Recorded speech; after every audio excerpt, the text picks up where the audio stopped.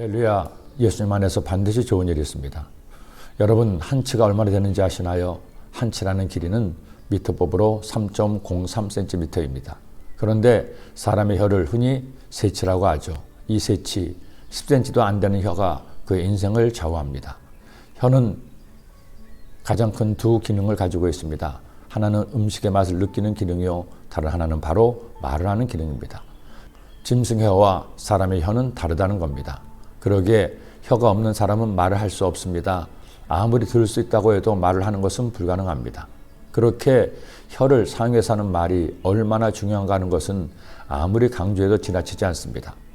하나님이 인정하시는 지혜로운 사람이 어떤 사람인가를 알려주는 잠언의 말씀에서 가장 많이 나오는 교훈 중 하나가 바로 이 말에 대해서입니다.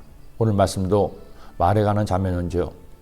사람은 입에서 나오는 열매로 말미암아 배부르게 되나니 곧 그의 입술에서 나는 것으로 말미암아 만족하게 되느니라. 죽고 사는 것이 혀의 힘에 달렸나니 혀를 쓰기 좋아하는 자는 혀의 열매를 먹으리라. 죽고 사는 것이 혀의 말에 달려 있다는 겁니다. 그러니 우리는 말을 잘해야 됩니다. 다시 한번 강조하지만 하나님이 하라고 하신 말을 해야 합니다. 먼저 다툼을 일으키는 말이 아니라 다툼을 그치고 서로 격려하고 힘이 되는 말을 해야 합니다. 남의 말 하기를 좋아하지 말고 허물을 덮어주는 말을 하는 것이 좋습니다. 무엇보다도 다른 사람에게 말할 때 겸손의 말을 해야 합니다. 교만한 말은 스스로의 인품을 깎아내리는 것임을 잊지 말아야 되죠. 미련한 자의 입술은 다툼을 일으키고 그의 입은 매를 자청하느니라. 미련한 자의 입은 그의 멸망이 되고 그의 입술은 그의 영혼의 그물이 되느니라. 남의 말하기를 좋아하는 자의 말은 별식과 같아서 뱃속 깊은 데로 내려가느니라. 사람의 마음의 교만은 멸망의 선봉이요 겸손은 종교의 길잡이니라.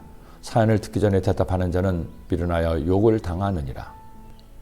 한 장로님이 계셨습니다. 연세도 80에 다 되신 장로님이신데 늦게 주님이 주신 은혜로 장로님이 되시고 교회를 귀하게 섬기는 분이었습니다.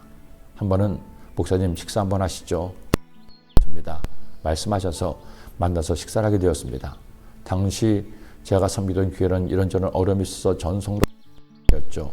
하시는 말씀이 목사님 교회 여러 어려운 일들로 힘드시죠. 누구보다도 목사님이 많이 기도하시라 생각해서 밥이라도 함께 맛있게 드시라고 모신 겁니다. 목사님 어려운 상황에서도 참 잘하고 계십니다. 목사님을 통해서 모든 일이 다 잘 되리라고 믿습니다. 그 장로님과 말씀을 나누며 말의 힘이 참 크다는 것을 새삼 생각하게 되었습니다. 여러분 죽고 사는 것이 혀에 달려 있습니다. 그러니 우리 살리는 말을 합시다. 그래서 우리 함께 행복한 그리스도인 되기를 기도합니다. 기도드립니다. 사랑의 주님, 세치어가 얼마나 중요한가 하는 것을 다시 한번 깨달았습니다. 말이 얼마나 힘 있는 것인가를 우리가 묵상했습니다. 사랑의 주님, 오늘도 우리가 많은 말을 하게 될 텐데 남을 살리는 말, 남에게 힘을 주는 말, 남을 돕는 말을 하는 주님의 자녀가 되게 하여 주옵소서. 예수님의 이름으로 기도드립니다.